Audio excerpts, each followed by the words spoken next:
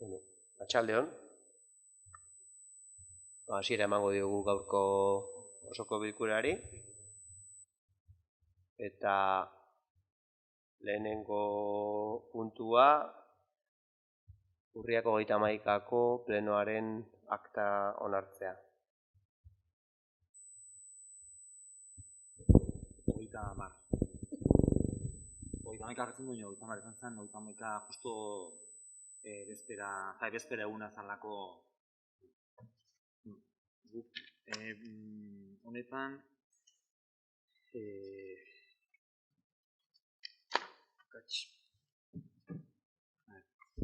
akatxat ikusten dugu 14. orrialdean bozkaketa egarraian justu honetan 3-bosteko losaien lagapena edo puntua lasai.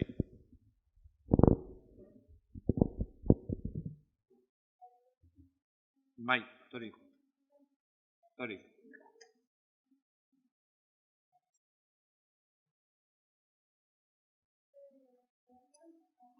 orrialdean, berdin dio elebidun dago. Presazko puntua lasai. Presazkotasunaren bozketa edo bozkatu zenean, denok alde egin genuen, eta hemen agertzen da 14. orrialdean, goikalden gaiaren presazko. Bai. Ez. 8. puntuaren sarrera bozkatu zenean. Da horreko partean. Horra agertzen da aurka Elkarrekin Podemos, ECO eta PNV azeitu zela puntua sartzeko eta denok alde egin genuen.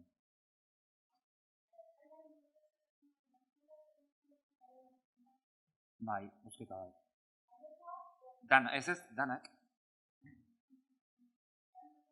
Danok bozkatu genuen alde. Bai, danok. Ez, ditekena da, bozkaketa hau izatea justo beste zuiko plenoaren bozketan ondorioa edo. Bai. Eta gero alde erregutan, hau irakurtzen ez genuen ulertzen, hemen agertzen da alde batetik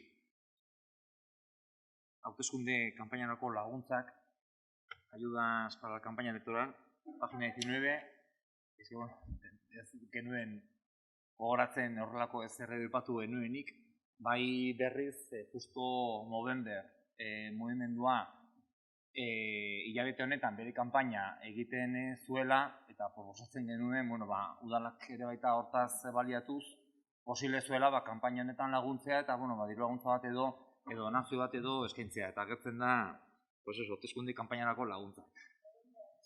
Eta da, oida. Eta gero ja, esateatik, hau, ez da aktan da. Nahi zuna. Eskatu genula, kopia bat bakarra, bialtzeko talde guztiri, eta berriro inda, denoi bialde. Hori, ja, mozten da. Dokumentazioa Eusko Alderdi Jeltzaleari bat bakarrik bialtzea, kopia bat, danontzako bat. Hori esan zen.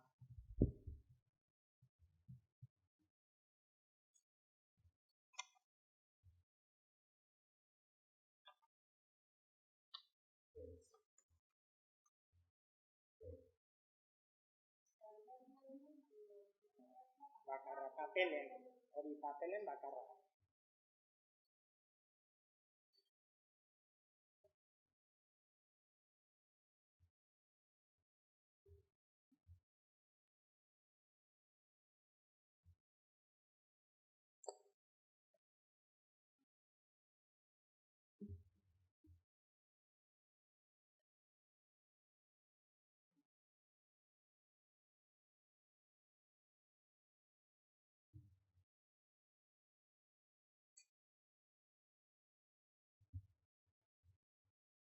Bigarren puntua, bai hori da.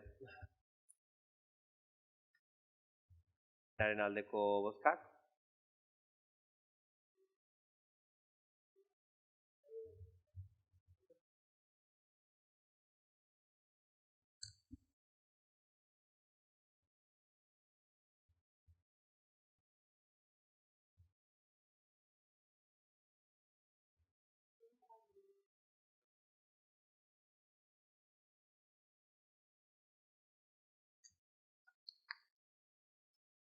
Eta orain bai, bigarren puntua, urriko alkatetza dekretuen berri ematea da. Horren inguruan...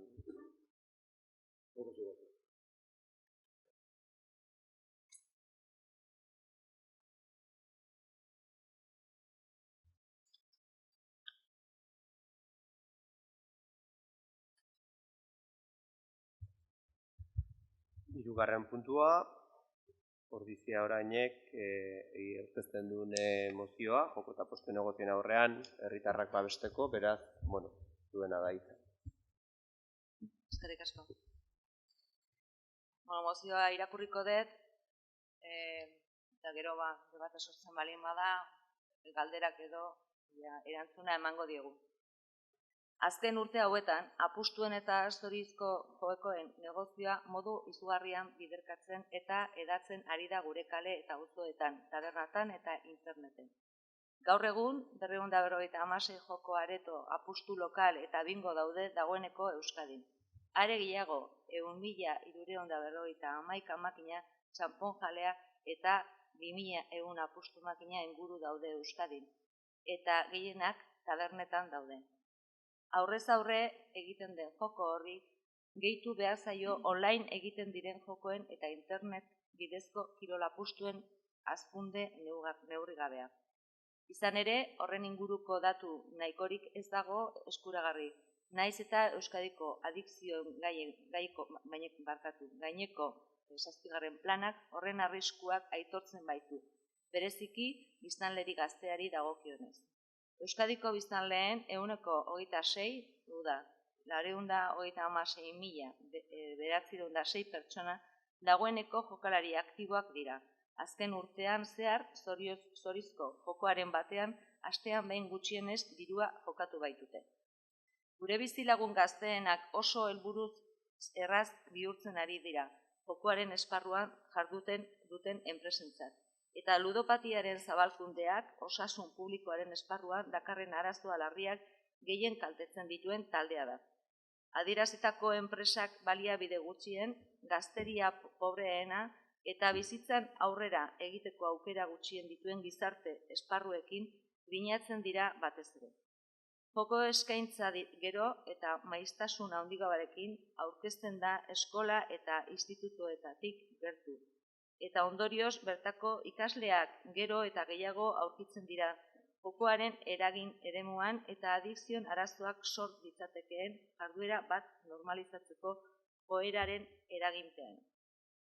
Kasu askotan, sarbidearen gaineko kontrolak urriak direnez gero, adingaben parte hartze ez da batere ez ohikoa.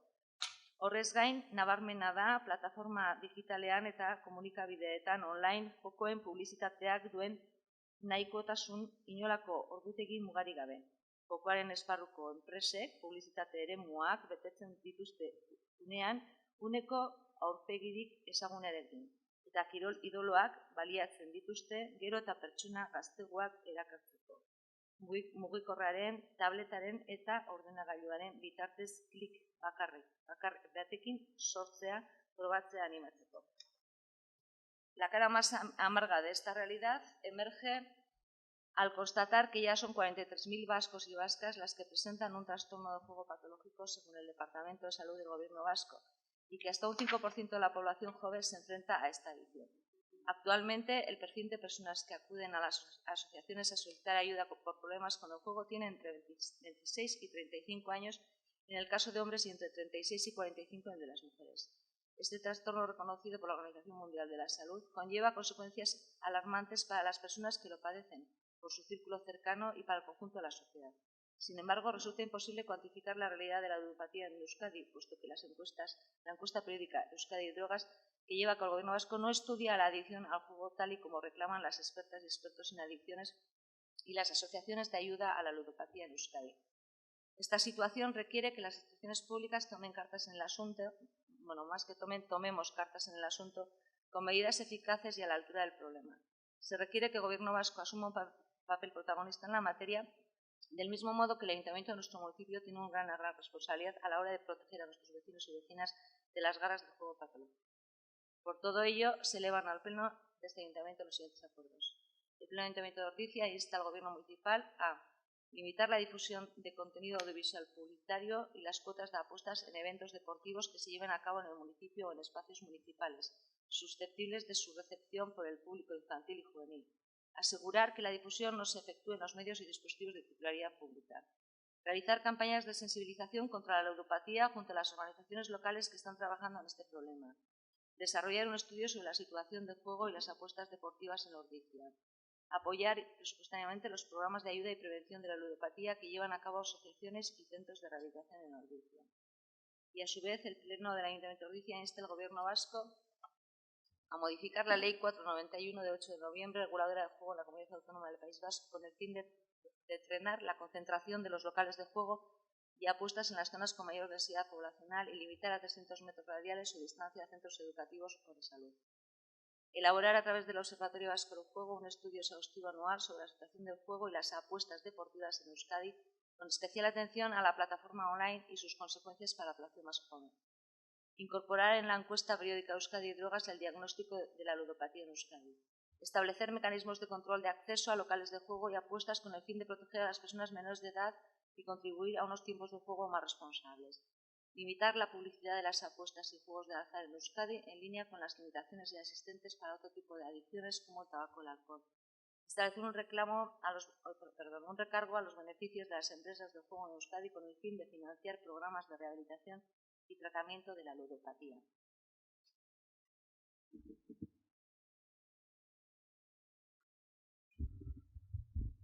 Bueno, guk soilik aderazi erabat egiten dugula hemen esaten danarekin eta ardura eta preokupazio handiz ikusten dela egoera zein dan. Alde batetik zorionez Ordizin bertan dagoeneko hasi da talde bat ludopatiarekin lanean astelehenero biltzen dira, bi taldetan, bat adikzio hau duten pertsonentzat bideratuta, baino paraleloan beste talde bat ere dago pertsona horien senitartekoei laguntzeko, ze arazo guztien gainetik benetan sortzen den zulo ekonomikoa izugarria izan daiteke. Eta, alde hortatik, erabat ados eta eman behar dien urrats guzti horiek emateko prest, eta beste alde batetik, egoera horren izia, tamalez gure herrira iritsi da, eta iaz aurkeztu zuten informazio urbanistiko bat horrelako apostu etxe bat irikitzeko, Filipina kalean, Jorun pasalekoa ez dakitan zenbakia exactamente, frontoiaren atzeko etxe berri hortan, eta informazio urbanistiko hori berez aldekoa izan zen, bere tramiteak beteta. Proiektu hori aurkeztu zen Eusko Jaurlaritzaren baimenarekin, eta saiatu da teknikoki eragozpenak lortzen, atzeratzen, baina egia da, epeak 3 hilabetetako epea gainditu da, eta eskatu dute isiltasun administratibo, desilenzio administratibo bidez lizentzia hori lortzea, eta okerrez palimanago, abenduak 3 baino lehen, udalak zertifikatu behar du, akto presunto edo deritzon dokumentu baten bitartez, benetan epe horiek agortu diela, eta lizentziak araututa daudenez, eta indarrean dauden araudiak, eta hori da txarrena, indarrean dauden araudiak betetzen dituztenez, baimena dutela aurrera jarraitzeko. Orduan, ardura oso handiz ikusten da halako apostu etxe baten irikitzea Ordizin. Hitz egin gendun elkarte Ordizian lanean hasi den ludopatiaren gaitza, ze gaitz bat da jasaten duten pertsona hauen rehabilitazioa eta osatzea ematen duen asoziazio honekin, benetan laguntza eskatu genien, beraiek ere errealitatea ezagutzen dutelako, guk baino beto, eta laguntza eskatu genien ea, benetan zer egin genezaken edo aukerarik baote geneukan halako egitasmo edo proiektu bat galerazteko. Gure, tamalez eta zoritxarrez, esan ziguten, orain gauzak dauden bezala ez daukagula zer egin, ez daukagula legez hori gelditzerik, azkenean Nafarroan ez bezala, Euskadiko Erkidego Autonomoan ez da lege indarrean dago joku legearen ez aldaketarik ez moratoriarik onartu, eta beste jarduera bat bezalakoa da, ondo osatutako proiektu bat aurkeztu dute teknikoki eskatu behar zaizkien baldintzak betetzen dituzte, eta egoera hori da. Orain nik uste bai dagokigula, dagon araudiaren kontra ezin gara joan, baina gure alde dagoen guztia bai egin behar dugu, eta guk hemen adierazi nahi dugu publikoki halako apostu etxen kontra gaudela eragiten duten, kate guzti horretan eragiten duten kalteagatik, eta orain ordiziari herri bezala eta ordiziarrei ustez dagokigula benetan erakustea horrelako apostu etxeak nahi ditugun edo ez ditugun nahi gure herrian. Baina egoera tamalez hori da.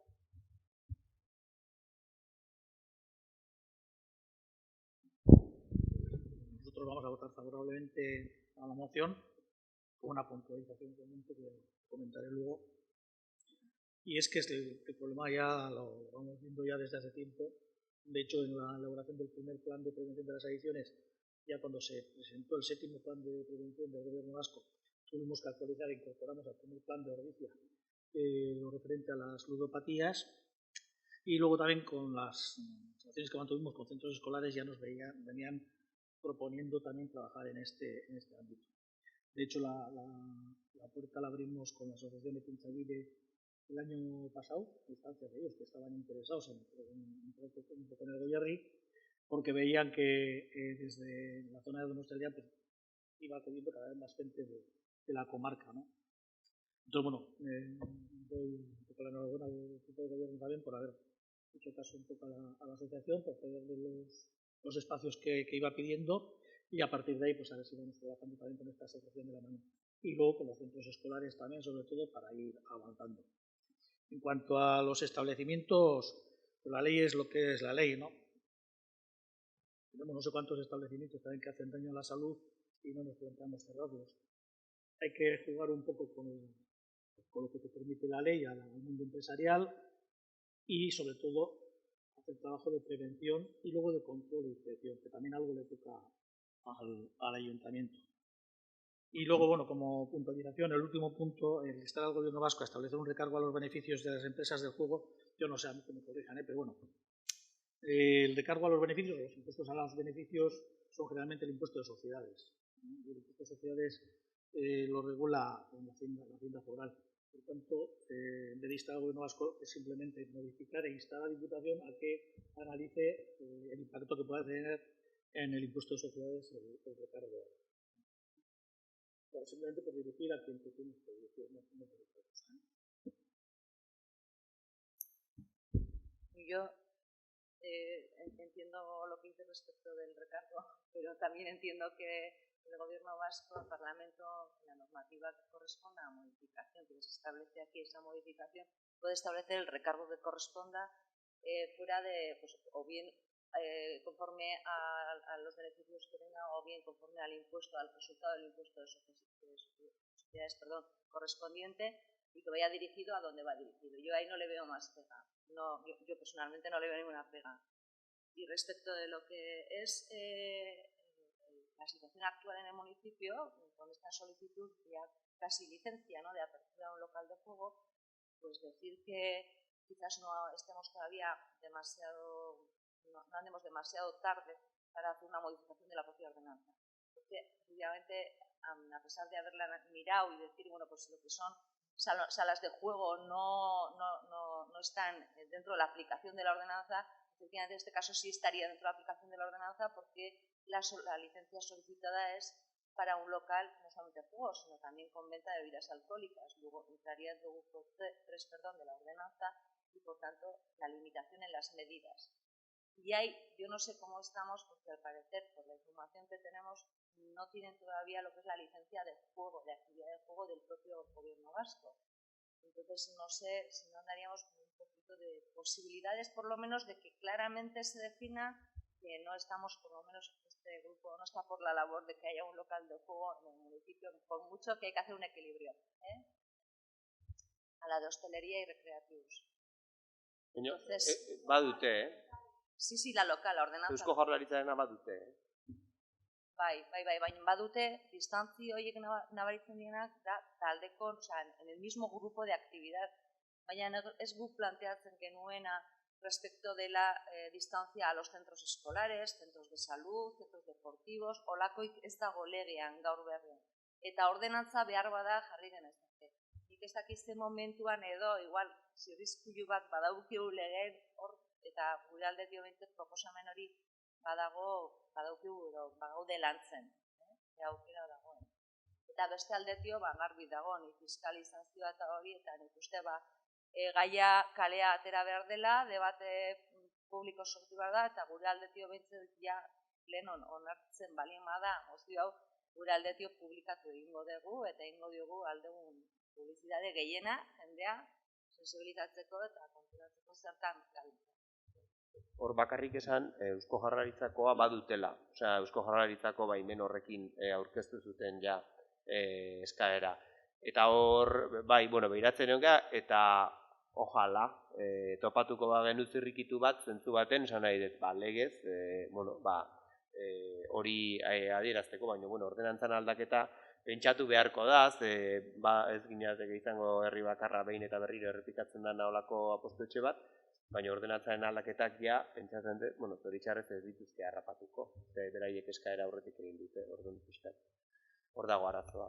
Eta gero baita ere, komentatuko dugu beste momentu baten, igual, foro hau ez da egokiena, ez horretaz egiteko, esaten dut, Nian dirudienez, ni behintzat informazioa dauketena da, Eusko Jaurlaritzan joko lizentzia edo kadukauta dago, omen dagoela, eta berriro eskatu da, hor dutela. Ez dakit, eta hori ere behar bada, hori ikertu egin beharko da pixkat, nasan fondo da zer aukerak ematen digunez.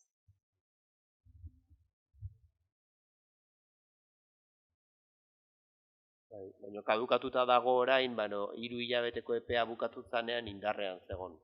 Kadukatu da, okerrez baldin banago, azaroak 6an, baina beraien eskaera egin eta 3 hilabeteko erantzuteko epe hori bukatzen zen pentsa urria amaieran, bai? Orduan, aurrekoan begiratzen egon ginen, eta oraintxe bertan urriak 6an berez iraungita legoke Eusko Jaurlaritzan baimen hori, baina beraien aintzat hartu beharko zen epearen arabera, eta berriro esaten dut, hala ez baldin bada, ea zuzentzeko garaiz gabitzan, baina begiratu ondoren behintzet, hori, esan digutena da hori, kontutan hartu behar degula, beraiek eskaera egin eta 3 hilabete horietan, 3 hilabete horien amaiera zan, okerrez baldin banago, urriaren azkeneko egunak edo azaroko lehenengoak, eta berriz kadukatzen zen Eusko Jaurlaritzan lizentzia azaroak 6an. Orduan, klaro, epe horretan, oraintxe bertan, gaur ez, baina epe horretan indarrean egongo litzateke. Hori da.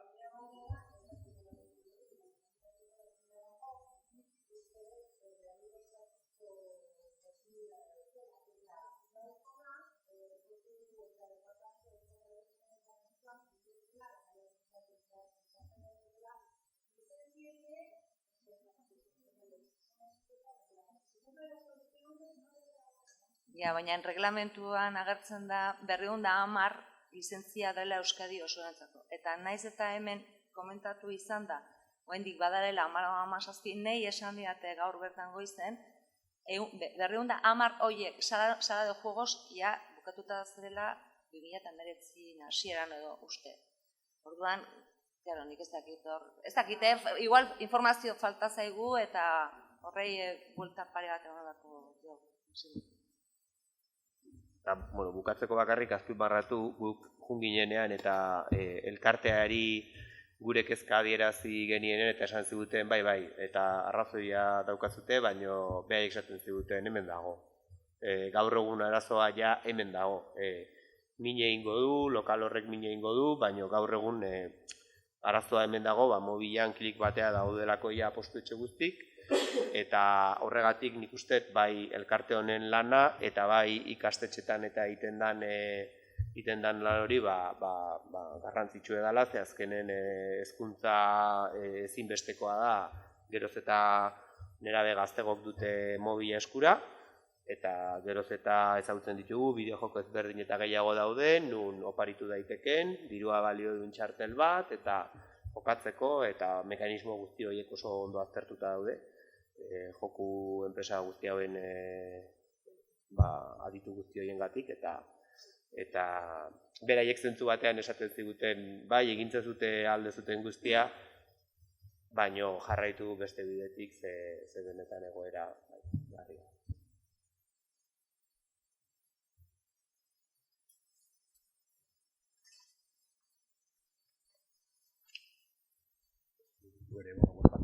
Bate baita egiten dugu, Iñakik planteatu duen azkeneko puntu horrekin ere eta gure kezka genuen, oroar edo orokorrean erabate ados gaude. Igual bai atxikituko geniola lehendaziko puntu hortan, udaletxeari edo eskatzen dion hortan, bigarrenko puntuan, sentsibilizazioaz gain, prebentzio lanak ere baita egitea, baita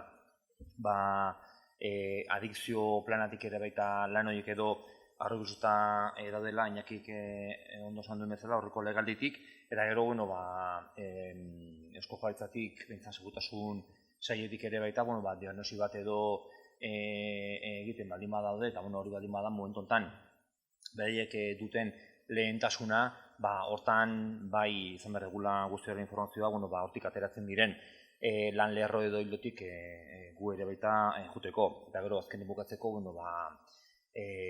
segurtasun sailak ere baita, udalari edo udaltzainari ere baita, emate eskumen baita ematen dio, gai honetan, bai ezagutzeko, zaintzeko, eta azkenen dagozkion sanzioak edo baita esateko. Baina, hala ere, hemen agerian geratu den bezala, gaur egun denon eta guztion eskura mobilak eta hainbat gauza daude, tabernetan aspaldi baita makinak ditugu, tabernak baita ditugu, eta adikzio honekin batera, baita alkohola, tabakoa, eta gaur egun gure gizartean txertatuta dagoen errealitate bat dela, eta ez ditu behar degula gure gizartea guzti honen aurrean atresnak emateko ondo jokatzeko, eta sortu dan talde honek baita lan txukun bat egin dezake.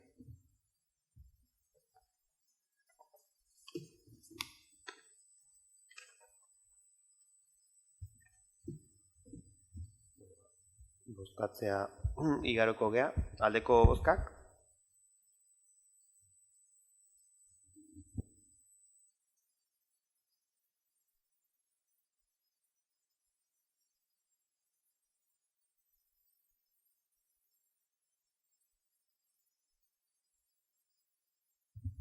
Laugarren puntua beste mozio bat da. Gai ordenean jartzen du, azkenean EH Bilduk aurkezten duen mozio bat dela, aurkeztu baino, EH Bilduk babesten duen mozio bat da, plenora heldu ahal izateko, azkenean herritar batek alde baten izenean aurkeztu zuen registro bidez mozio hau, eta azkenean idazkariaren gomendioz, plenora heltzeko, mozioek behar dute alderdi baten berrespena, eta horregatik guk plenontara heldu ahal izateko berrespen hori eman nahi izan diogu. Saiatu gea gaurko benetan eskaera hau egin duten talde horretako kideren bat gaurko plenoan hemen izan zedin, beraiek aurkezteko egin duten eskaera edo mozio hau, azkenean ez dugu lortu, beraz, nik neronek irakurriko dut eta ondoren pasako gea eztabaida eta bozketara. Iruña Beleiako auzia argitzearen aldeko mozioa. Arabako Foru Aldundiak 2008ko udazkenean hartutako erabaki baten bidez, ofizialki faltsutzat jo zituen 2005 eta 2006ko jardunaldietan Iruña Beleiako aztarnategian aurkitutako ezoiko grafitoak, 400 inguru, eta indusketa baimena kentzea erabaki zuen Lurben SL enpreseari. Handik gutxira, zigor espedientea irekiz, auzibidean jarri zituen enpresa horretako hainbat kide eta kolaboratzaile. Euskal Herriko Unibertsitateko irakaslez ia guztiz osatutako batzorde zientifiko aholkulariaren zenbait txostenetan oinarrita hartu zuen erabakia foru erakundeak, piezak faltsuak zirela eta lurmenen arkeologia jarduna txarra izan zela esaten zuten txostenok. Geroago, 2009 eta 2013 artean, lurmenen defentsak 21 txostena aurkeztu zituen epaitegian guztiz kontrakoa esaten zutenak, hau da, piezak benetakoak izan daitezkela eta lurmenen arkeologia jarduna egokia izan zela. Hainbat naziotakoak dira txosten honegileak, eta horietako gehienak izen handiko adituak grafitoetan agertzen diren gaietan. Auzia 9 urtez egonda instrukzio fasean, gure herrian irekita dagoen auzi judizialik zaharrena izanik, horrek Eliseo Gil Zubillaga eta Oskar Eskribano Sanz auzipetuei ekartzen dien guztiarekin. Azkenik, 2018ko maiatzaren hasieran jaso dute auzipetuek akusazio idatzia. Eliseo Gilentzat, Arabako Foru Aldundiak 7 urte eta erdiko kartzela zigorra eta 285.000 euroko isuna eskatzen du, eta aldi berean, Estatuko Fiskaltzak 5 urte eta erdiko kartzela eta ia 300.000 euroko isuna. Oskar Eskribanorentzat 5 urte eta erdiko kartzela eta antzeko isunak. Gure ustez, ezin da denbora gehiago egon auzia argitu gabe, batetik begibistako arrazoi humanitarioengatik, eta bestetik garrantzi ikaragarrizkoa delako grafituak benetakoak ala faltsuak diren jakitea. Eta ez bakarrik euskararen historiarentzat, baita beste ezagutza arlo askorentzat ere. Badakigu, jakin erraza dela egia aurkitzea datazio teknika modernoak erabiliz, ohikoak gaur egungo arkeologian, eta horregatik udalbatza honek eskatzen dio dagokien erakundeei ondorengoa egitea agindu dezatela. Bat, piezen lagin bat arkeometrian adituak diren Europako laborategietan aztertzea, gure ustez 3 laborategi ezberdinetan egin beharko lirateke analisiak kasu berezietarako protokolo zorrotzak ezarriz, eta 2, parteekin zerikusirik ez duten arkeologo entzutetxuek indusketa kontrolatuak egin ditzatela lurmenek grafitoen agerlekutzat seinalaturiko lekuen ingurutan. Gure eskaerari bidea emango dizuelakoan, mila esker. Guk adierazi behar dugu, gure aldetik, mozioa jaso degula, egia da zentzu baten bere prozesua daramala, bai irutzen zaigu bertan adierazten dan bezala, auzibide horretan 9 urteko instrukzio hori izugarri luzea dela, eta zentzu batean, eskaerarekin bat egiten dugu irutzen zaigulako azkenean, eskaerak eskatzen, zentzuzko gauzak eskatzen ditula, gai guzti honekin, da ezagutzen ez den gai guzti honekin argibide bat eskatzen dulako. Guk uste dugu, pentsatzen dut arduraduna kasu honetan Arabako Foru Aldundia izango litzatekela, baina guk uste dugu, bai egiten dugu ez dela inolako gauza arraro bat eskatzea, benetan, halako auzia sortu duen ikerketa baten, laborategi ezberdinen azterketa gehiago eskatzea, eta nola ez, arkeologo entzutetsu batzuk ere, indusketa batzuk egitea, eta behingoz, ea posible dan gai honi itxiera ematea guztion onerako.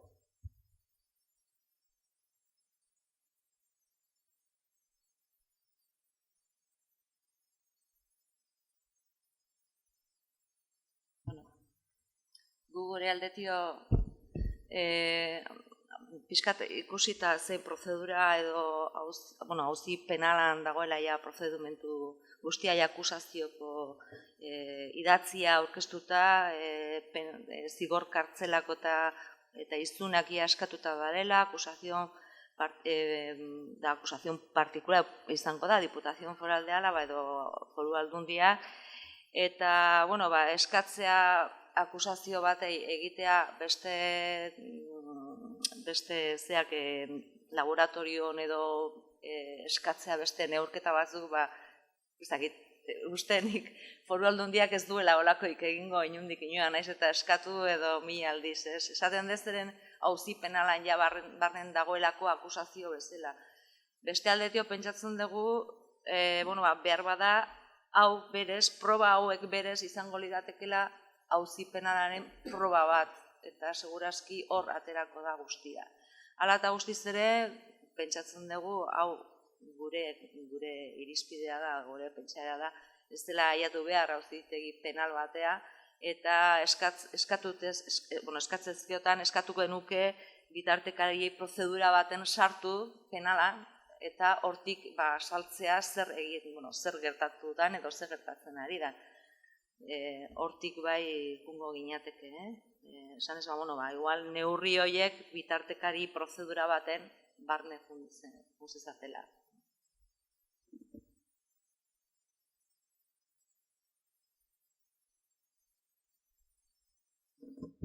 Nosotros pensamos que vamos a aprobar la propuesta. Pensamos que ante las penas que se están barajando, yo creo que hay que garantizar la justicia, o por lo menos la equidad, o por lo menos el estudio en profundidad de todo, ¿no? Ya veremos qué es lo que sale. No es la primera vez que aparecen grafitis de este tipo, pero bueno, yo creo que hay que agotar las posibilidades e instar a la Diputación Foral a que encauce. También estoy de acuerdo con Mila en que probablemente no hagan caso, ¿no? Pero yo creo que por lo menos hay que intentarlo, o incluir un punto en que se callan estos dos, por lo menos que haya alguna mediación de algún tipo, que también es difícil, porque ya parece que las posturas de Diputación está ya, con los estudios que tienen, ya les sobra.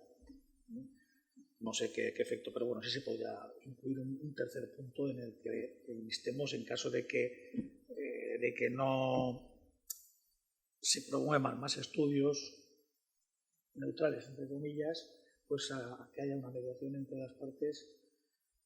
Yo lo veo difícil, porque ya con tanto profesional que se ha decantado, pues no sé cómo puede acabar la cosa. Lo que pasa es que sí que es cierto que los procedimientos penales, aunque estén abiertos ya, incluso aunque haya acusaciones, los procesos de mediación cada día están más en auge en la propia vía penal, la mediación penal.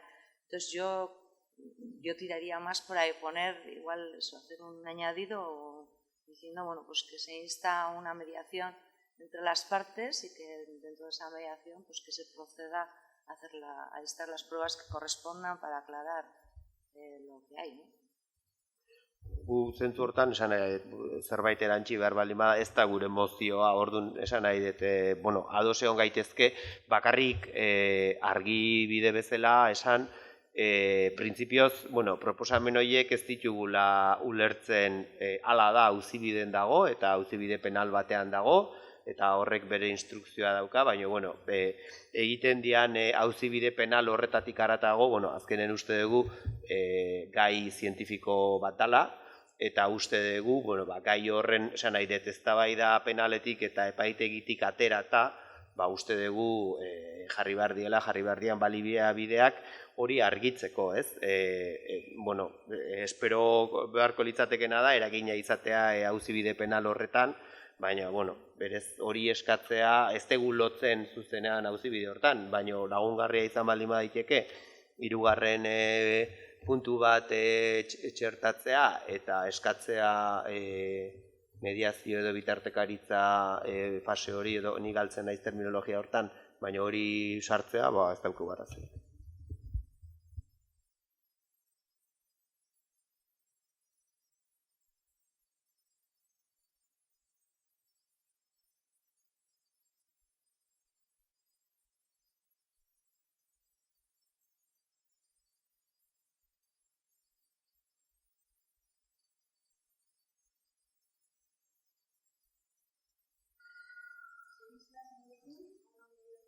Sí, el inicio de un procedimiento o un proceso de mediación un proceso de mediación dentro de la vía penal, porque se produce, sí, para que se aclare desde los términos científicos posiblemente la situación, y yo me imagino que también se llegaría a un acuerdo respecto del resarcimiento y todas estas cosas, si tuviera que haberlas, ¿no? Sí, no. Baina texto nahi bali maztu pasauko iztut, baina vamos, en sí la idea general es instar a un proceso de mediación entre las partes.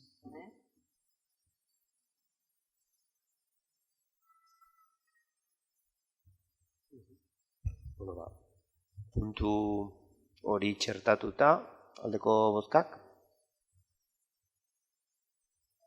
Ez. Bai, aldeko bozkak?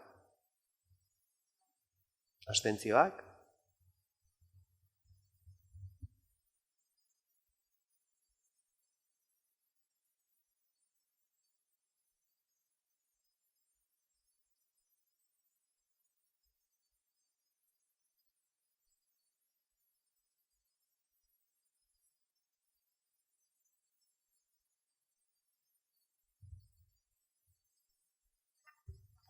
Bosgarren puntua, zuzendu hasi baino lehen gai ordenean jartzen du atxikimendua Gipuzkoako lurralde historikoko haur eta gazten sustapenerako nazioarteko sareari. Ez da nazioarteko sarea, da erakunde arteko sarea. Gero proposamenean ondo jartzen do, gazteleraz ere jartzen do internacional, baino da adhesión a la red interinstitucional, ez da internacional. Gai ordenean dago gaizki. Baina ikusten baldin badezute azkenen akordio proposamenean ondo jartzen do, akordio proposamenean, bai jartzen do, bai, gai ordenean jarri da, euskeraz ere jartzen do, nazioarteko eta da erakunde arteko sareari, justu azkeneko, bai, eta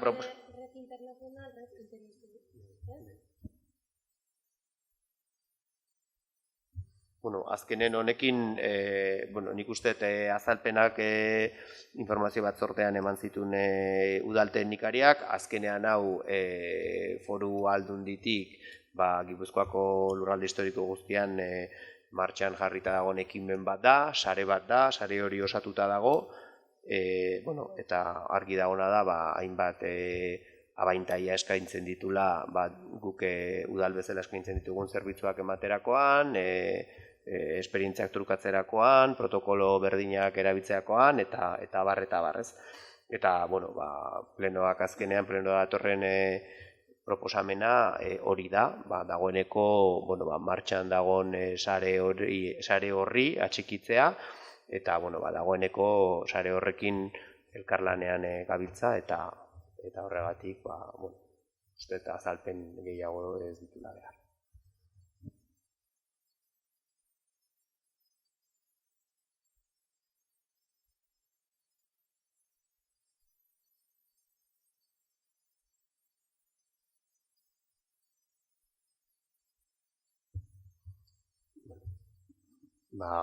Orduan, bere horretan, aldeko bozkak.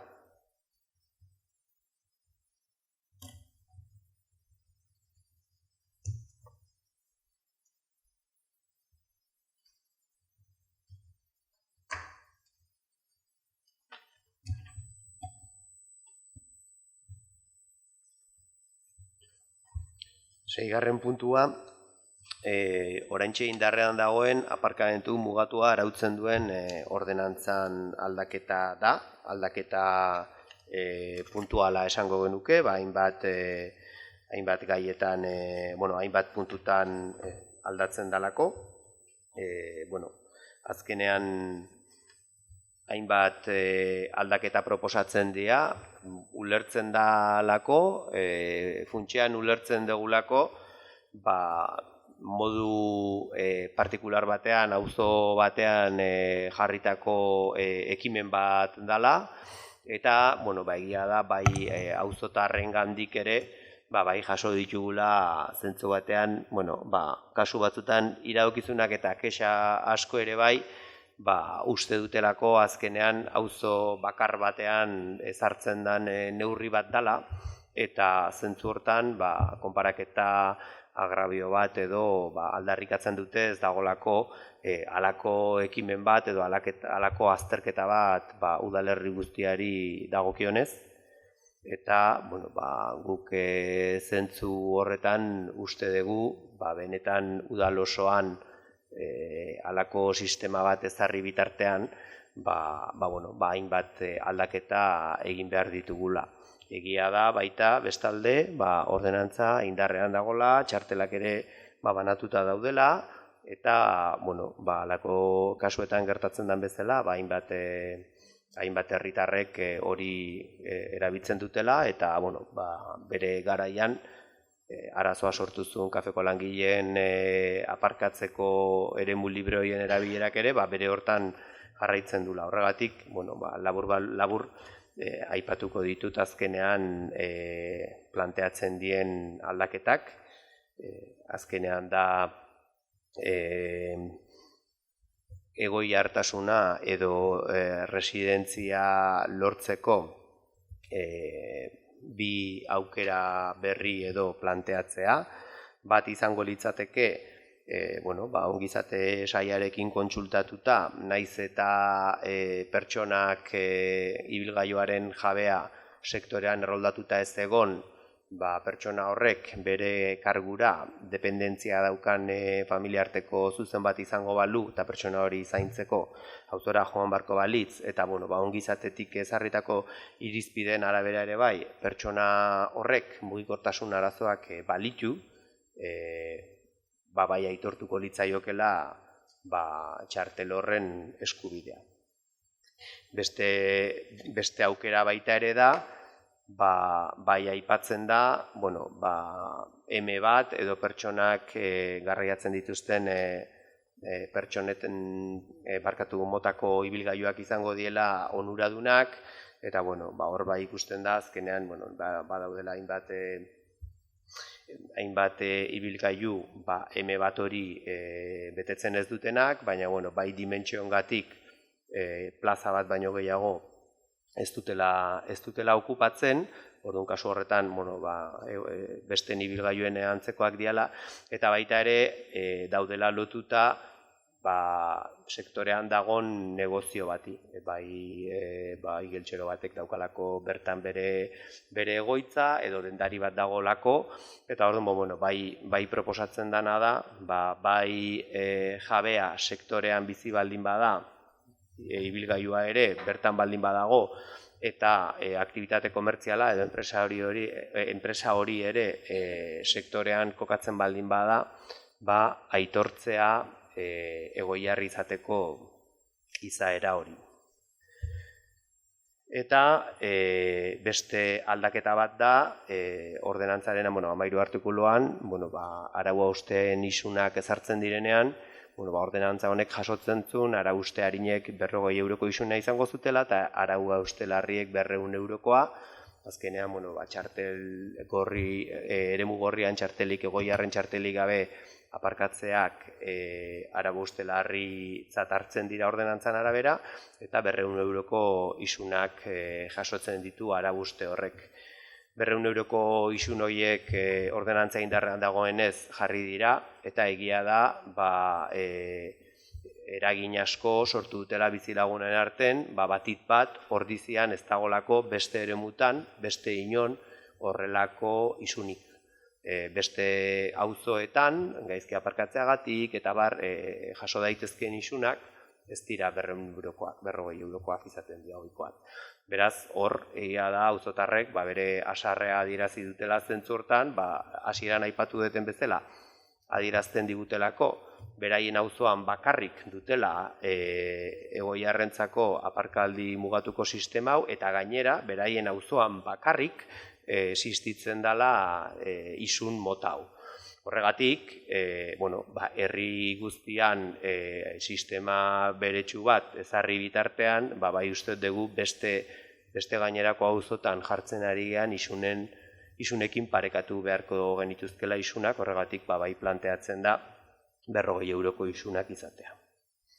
Eta bukatzeko xedapen iragankorrak zituen ordenantzak, xedapen iragankor horren arabera, Egoiarren txartel horiek ordaindu egin behar dira, eta oraintxe indarrean dagoen xedapen iragankor horrek ezartzen zuen iraietik aurrera txartel horiek ordaindu egin beharko liatekela.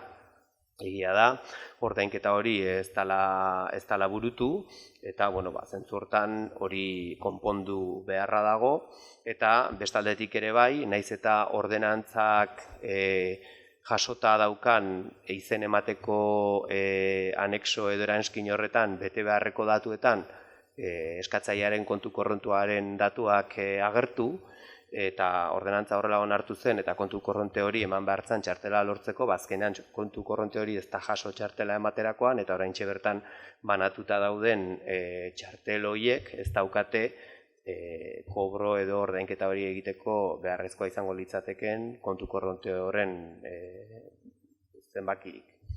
Horregatik, guk bai usten dugu 2020ko aurrekontuetan partida bat sartu behar dela benetan aparkaldi mugatuaren edo ordizian dagoen aparkaldiaren azterketa bat egiteko eta sistema bat ezartzeko ez auzo honetan bakarrik baizik eta beste auzo batzutan, ze badaude antzeko arazoa daukaten beste auzo batzuk, eta hori ezarri bitartean eta ordainketa hori herri guztian, auzo guztietan berdina izarri bitartean, bai ezartzen da xedapen iragankor bezala, txartel horiek ordaindu beharrez izatea gaur-gaurkoz.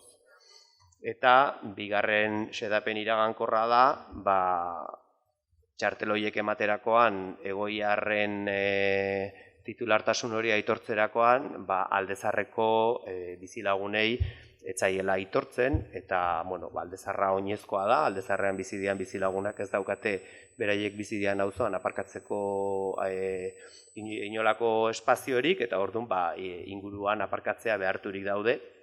Hori noski aztertu beharko da, herri guztirako egiten den aparkaldi mugatua ezartzeko sistema horretan, baina bai usten dugu hori egin bitartean, ez aldezar guztia, baina bai usten dugu hemen bai alde batetik zentzu baten Goitia kaleak eta Legazpi kaleak edo egingo luketen mozketa horretan, Urdaneta kale eta Maribaratza ere horretatik gertuen geratzen dien bizilagun horiei aitortzea beste sistema bat ezartzen ez den bitartean, zona horretan aparkatzeko egoiartasun titularra. Horiek, kale nagusia 1-11, 2-22 artekoak liateke, Santa Maria 3-19, Goen 1-9, 2-8, eta hemen, ez dago jasota, baina hor, zuzenketa bat egin barko litzateke ez, lerro horren arabera, Arteaga 1-2 eta Ordizia kalea 3-5 ere sartuko liateke. Osoa ez, Arteaga 1-2 eta Ordizia 3-5.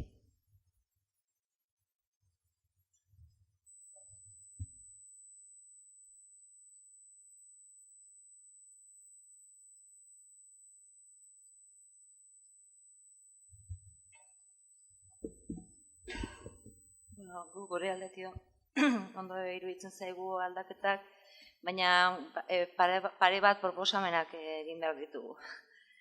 Eta pare proposamen hori izango lirateke artikulu 9 justu markatzen duena aldaketa horrekin, guk egingo genukena izango zen txartela ez eman familiar zuzena edo esaten da hemen familiartekoek burutzen baituzten zaintzan lanak, baizik eta erdera esango ez, horrelaxe tekstua egin izan dugu azken momentuan, eta izango zen, a la persona empadronada en el sector de aparcamiento que afecta, con dependencia y movilidad reducida acreditada mediante certificado correspondiente, que será el que corresponda por Diputación Foral de Guipúzcoa, Bienestar Social, y no propietaria de vehículo. Y le será asignada una tarjeta a un vehículo por este mismo determinado previamente. Es decir, que sea más txartela izan dezala gehiago pertsona batentzako eta ez familiar edo kotxe horrentzako, baizik eta behar eta lehenengoz aldez aurretio, esatea ze kotxekin ibili behar da, bueno, segun ze prozesutan, ez? Baina, txartela bera pertsonala izatea, pertsona hoi. Eta gero, artikulo bertan ere, jarriko genuen, ere txartela eskuragarria izan zezatela, los comerciantes con establecimiento abierto en el sector a un vehículo que esté asigne, sea categoría M11 u otra categoría, M11 o M1, ¿no? M1 u otra categoría con dimensiones que ocupen una sola plaza y que esté vinculado a la actividad. Esto irá determinado, ordutegia, el horario de este vehículo de los comerciantes irá determinado en el artículo 5, que se establece también la posibilidad, bueno, la modificación. Eta artikulu horretan agertzen da ze ordutegian dago aparkatokiko sektor gorria bezala eta jartzen do de lunes a viernes de 8:30 a 9:30. Y nosotros establecemos que, salvo para los comerciantes a los que se hace referencia en el artículo 9, que son estos a los que hemos mencionado ahora, y que será de 6:30 a 9:30 horas. Horrekin zer egiten dugu, bueno, badare Urdaneta kalean eta inguru horretan olako komerzio batzuk non zabaltzen dute 9:30 baina lehenago eta aukera emateko 6:30 edo juten dien momentutik aparkatzeko hor bertakoak izango belira bezala. Hor, nila argitzeati bakarrike, ordun alde batetik ibilgailua esaten dezutenean, ibilgailu hori egon barko litzateke enpresaren izenean inskribatuta edo lokalean edo jabearena da. Jartzeko, argitzeko, eta gero izango zen bakarrik 9:30 baino lehenago irikitzen duten dendentzat. Hori da, bai.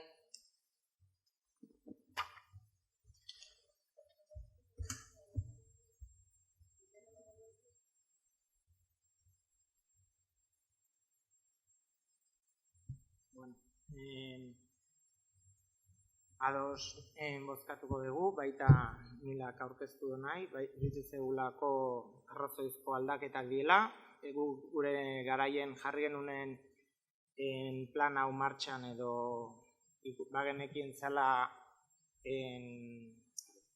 proba piloto bat, eta bueno, kasuistika asko atea zaizkela, horta zeon ginen lehenon komentatzen da hitz egiten, eta bueno, eta adibidez, nire gertatu ditzaiten batek zuk esan duzun bezala, pelukeria dauken pertsona batek ez dauken bat, baina kotxe normal bat dauke, eta egunero horrea jomarra dauke lanea, eta hori azkenen esan duzuna hori ere arrazoizko kausistika bada, jarri daikena eta txertatu daikena ordenantzan.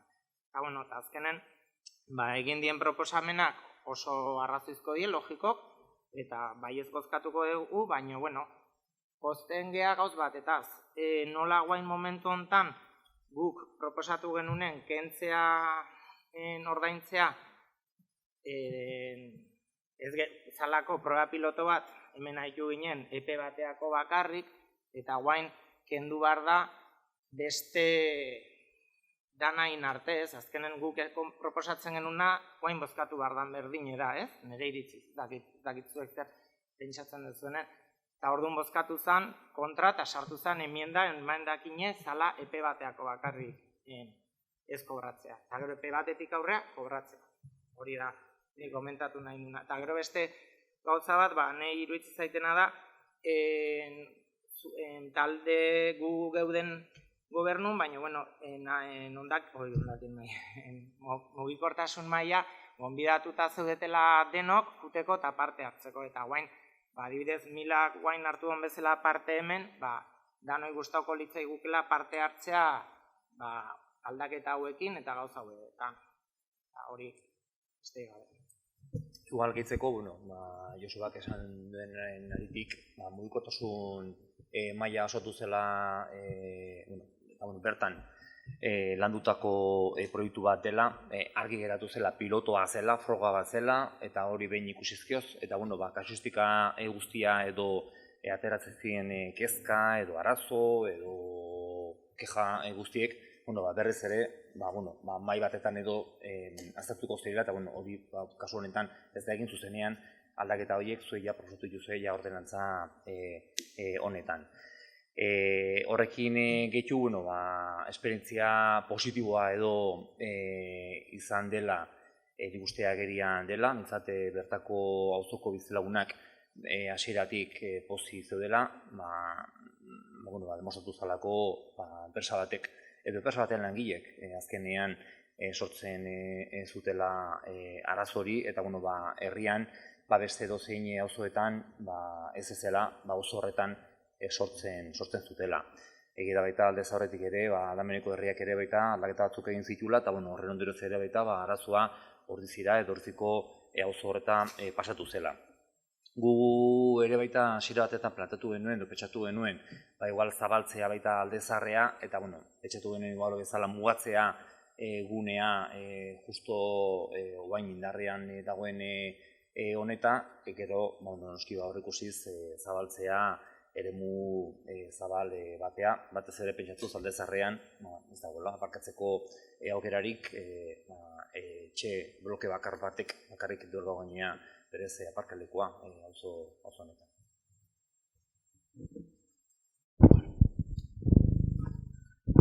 Nosotros, aún estando de acuerdo con bastante del fondo de las propuestas que se han hecho, vamos a abstenernos sobre todo por la forma. Este planteamiento de trabajar con los aparcamientos en estas calles se suscitó en la mesa de movilidad en la que participaba Ordizia, participaban ciudadanos y ciudadanas de Ordizia, y estuvimos durante meses trabajando no solamente esta propuesta, pero esta propuesta también, ¿no? De ahí surgió la necesidad, porque era una problemática específica en la zona de la calle Urdaneta, ante los aparcamientos de CAF que copaban prácticamente todos los aparcamientos, había problemas. En Beasain también se suscitó el mismo problema y lo resolvieron de una forma similar. Y en la mesa de movilidad se suscitó el tema y se consideró y consideramos que era bueno aplicar un proyecto de este tipo, un proyecto de carácter piloto, como habéis comentado, y también nos veíamos incapaces de determinar en ese momento toda la casuística que se podía dar de problemas, de quejas, por lo que se estableció precisamente ese carácter de piloto para ir determinando y para que surgieran ese tipo de quejas, de problemas que se suscitaran para mejorar el proyecto. Yo creo que por deferencia estas modificaciones tendrían que haber pasado, al igual que todas las quejas que se hayan podido recoger, tenían que haber pasado por la mesa de movilidad, trabajarlas en la mesa de movilidad y desde ahí determinar o concluir ya, si no el definitivo, sí un proyecto mejorado, ¿no? En definitiva, ya digo, las propuestas que se hacen de modificación son razonables, pero en la forma pues yo creo que no. Guk bakarrik, adierazi hasieratik esan degula, ordenantza honen partxeo bat egitera gatozela, arazo batzuk konpontzea, eta oinarrian eta funtsean esan dugun bezala ez gaudela ados olako erabaki batzuk eta aparkalekuaren arazoari olako modu lokal eta puntual batetik erantzutea. Uste dugu honetan azterketa orokorra egin behar dela, azterketa orokor hori adituek egin behar dutela, proposamen ezberdinak proposatuz, eta gero horren gainean ikusiko dugu eta hitz egingo dugu, eta prozesu hori emango da eta zabalduko da, eta esan deten bezala horretarako guk behintzet proposatuko dugu aurrekontuetan jasotzea azterketa hori egiteko beharrezkoa izango den diru partida. Eta azkenean, ondoko herriek egiten dutena ikusi behar dugu askotan, ondo egiten dutena errepikatzeko, eta zentzu hortan bakarrik adierazi Beasainen ere, modu horretan erantzun zio Oria pasea lekuan sortzen zen arazoari, baino Beasainek herri guztirako ekimen eta sistema bat martxan jarri zula. Eta hori, hobeto edo okerrago, baina hori martxan dago eta ez bakarrik auzo batean dagoen ekimena. Eta besterik gabe esan, horregatik aurkezten ditugula aldaketa hauek, ez dugu uste ordenantza bere horretan egokiena denik, baina bai uste dugu hainbat arazo konpondu behar ziela, lehenbailen, eta aldaketa batzuk proposatu behar ziela, eta pentsatzen dugu baliteke etorkizunean ere gehiago etortzea, uste dugulako behar adinako azterketa tekniko bat eta kasuistika guztien azterketa hori aurretik ez gendulako egin.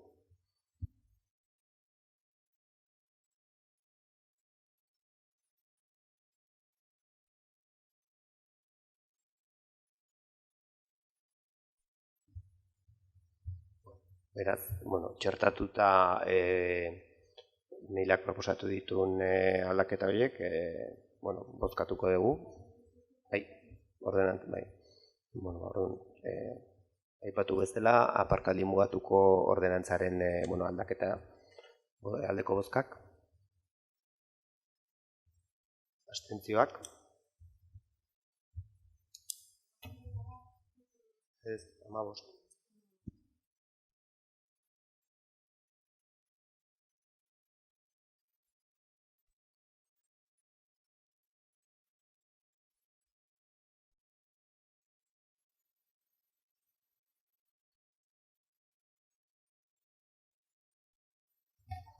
Zazpigarren puntua, langile 2019-rako langile publikoen soldata igoera da.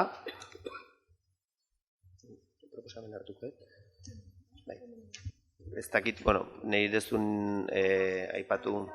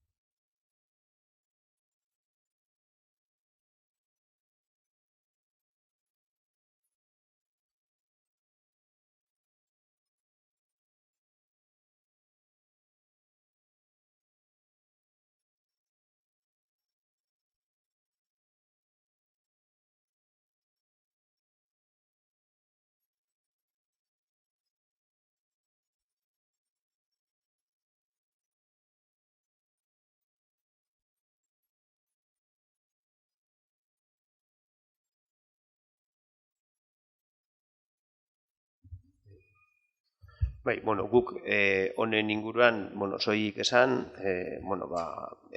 langile batzordearekin kontrastatutako proposamena da.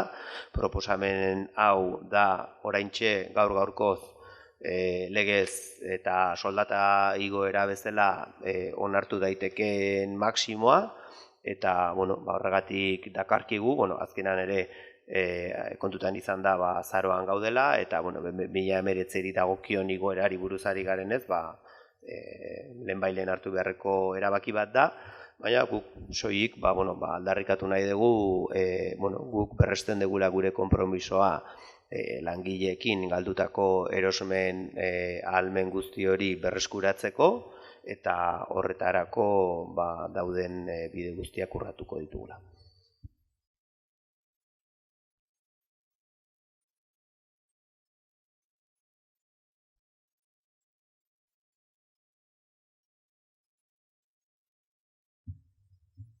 Orduan, bere horretan, aldeko bozkak.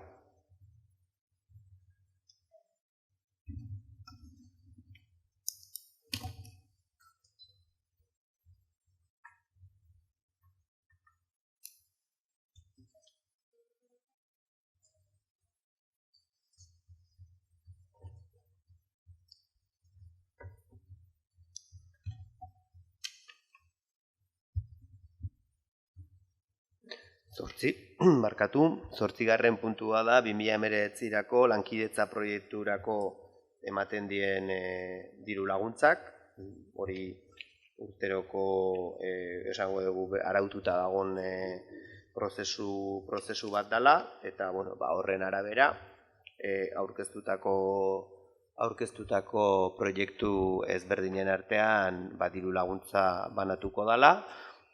Horretarako, udalak urtero egiten duen bezala, kontratatzen duen aholkularitza zerbitzu batek egiten duen balorazio txosten baten arabera. Eta, esan 75.000 euro banatzen diela urtero proiektu ezberdinen arten, eta, ez dakit proiektu horiek aipatzeak edo merezi duen, aurretik ere dagokion batzordean aipatu dalako. Ez dakit azalpenik edo.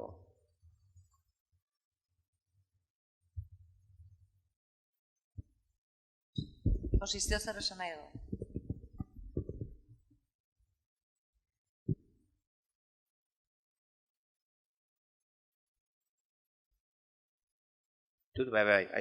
Aipatuko dezeintzu dian. Berez, nahiko edo nahi duzu, bale. Bestela ere, nahi badezu Josi txostena ere, helaraziko dizugu.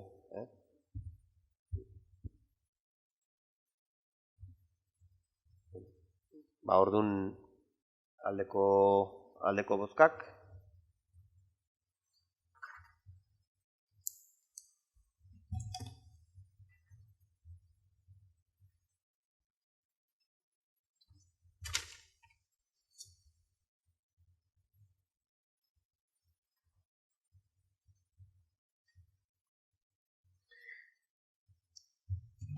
Eta 9. eta azkeneko puntua da Maribaratza 8ko birgaitze obretarako, baino adierazi behar da, azkenean apirilean sortatutako sute horrek eragindako kalteak konpontzeko birgaitze horretarako horri dagokion eraikuntzen zergari obaria aitortzea. Honen inguruan adierazi behar dugu, hainbat bizilagun etorri zaizkigula, egia da, beraiek azkenean komunitateak proiektu bat aurkeztu zuen, esan bezala, apirilean gertatutako sute horretan eragindako kalteak konpontzeko, baina batez ere teiatuari zegozkion kalteak izan da, konponketak urgentzia eskatzen zulako, eta proiektu horren tramitazioak udalean jarraitu du horretarako ohikoa den prozedura, baimena eman da, eta beti egiten den bezala zegokion zerga aplikatu zaio. Azkenean, ordenantza fiskala aztertu da, eta egia da, indarrean daukagun ordenantza fiskalak baimentzen dula hainbat arrazoiengatik eta arrazoi horietan ezaugarri sozialak aintzat hartzen dira, gehienez 85%ko obari bat emateko aukera. Eta, bizilagun hauek azkenean momentu honetan, beraiek nahiko arazo dituzte aurre egin behar dizkieten obra horiei aurre egiteko, aseguru etxeekin ere egoera ezberdinak daude, ez dute guztiek dirua jaso, eta tamalez badaude baita asegururik ez dutenak, eta egia da egoera oso zaila dela momentu honetan, aztertzen aritu ginen hasiera batean,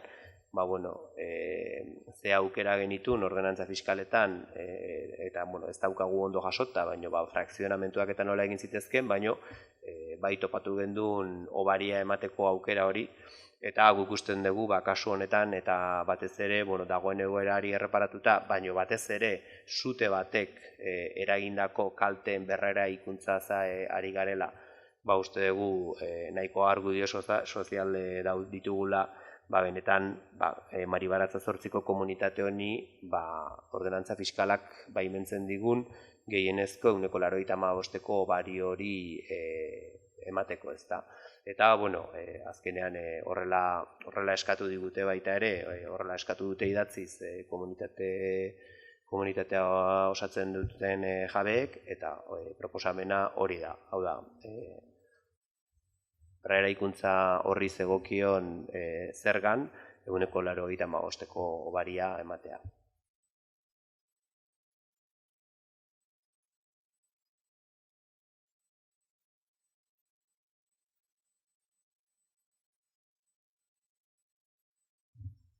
Beraz, aldeko bozkak.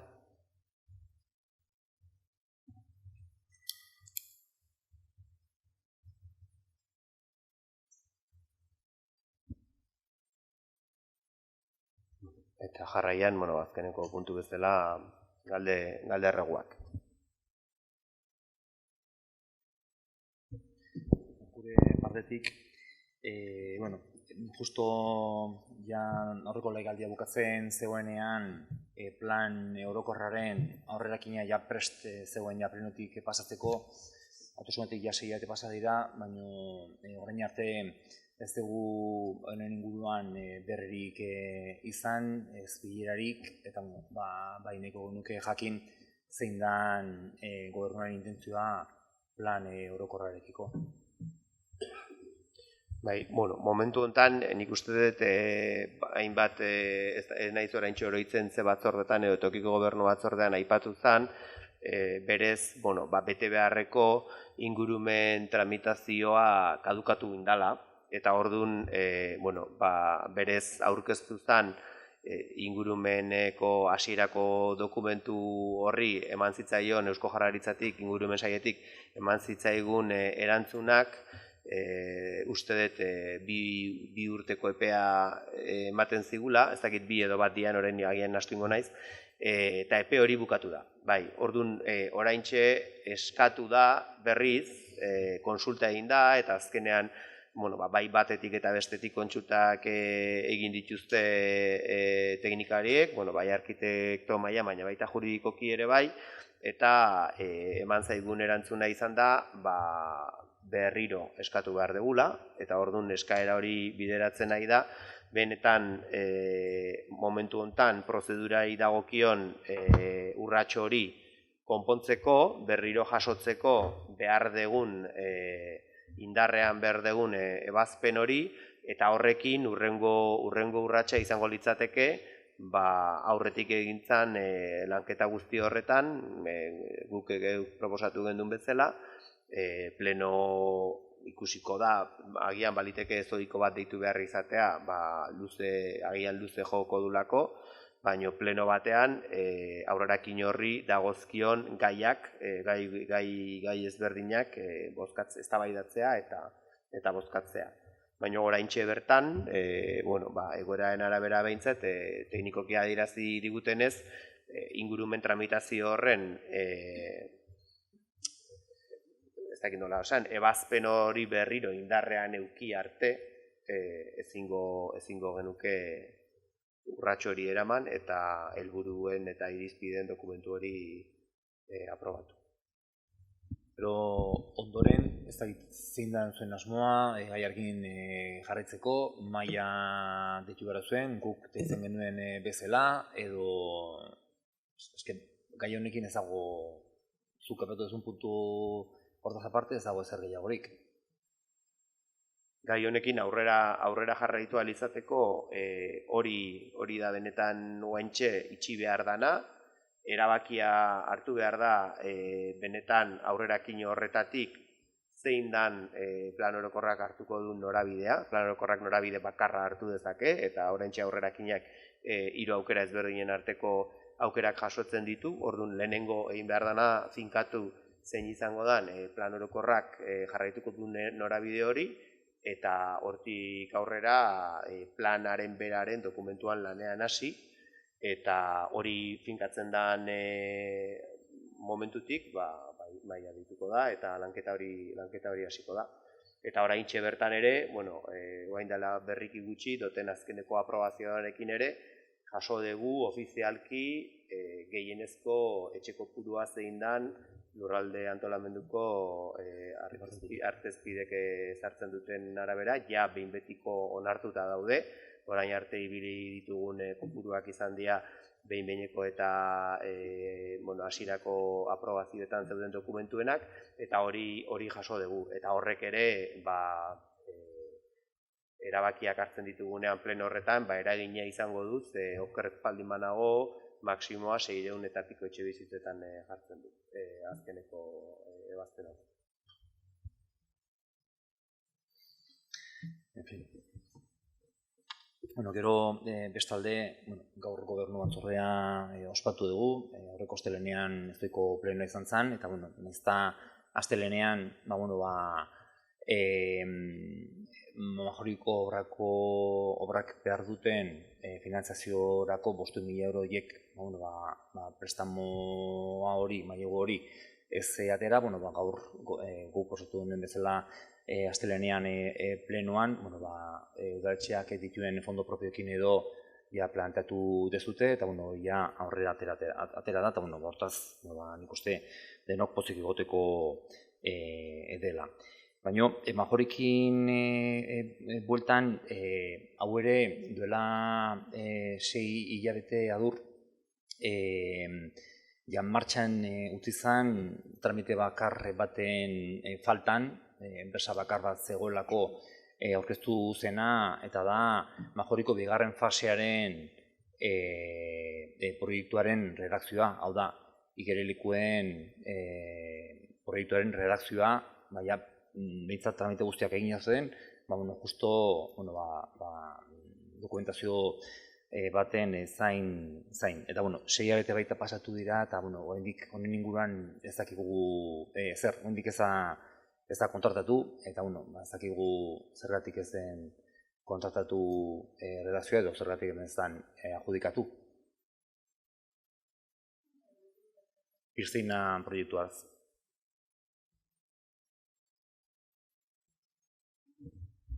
Horrek bere prozedura jarraitu du, eskatu zaizkie dokumentazio batzuk. Okerrez palimanago dokumentazio hori ez da orain dela asko aurkeztu, eta hor bai egontzan, bai dago Majoriren Majoritik eramaten den gaia da. Okerrez palimanago datorren asteko deialdian ez dakit gai horren inguruan azalpenak emango dian, hor gai ordenan uste dagola, eta hor daukaguna da beste gai bat, benetan talde hori, irabazi duen talde hori oraintxe proiektua egin zuen eta zuzendaritza daraman talde berdina dela, eta momentu honetan beraiekin konpontzeko daukagula oraintxe bertan egiten ari dian lan guzti horien kontratazioaren egoeraren txukuntzea esango nuke. Binklotuta dago bat bestearekin? Ez.